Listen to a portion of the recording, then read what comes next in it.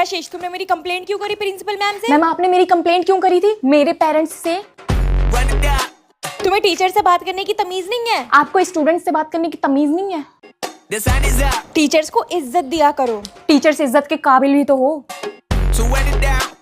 बस जवाब देने में सबसे आगे और पढ़ाई करने में सबसे ज्यादा पीछे। आप भी तो बच्चों को मारने में आगे हो और पढ़ाने में सबसे पीछे।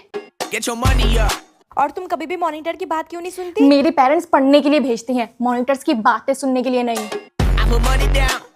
वाटर जाना तो चलो ठीक है, पर हर पीरियड में तुम्हें टॉयलेट जाने की क्या जरूरत है? मैम मुझे ना टॉयलेट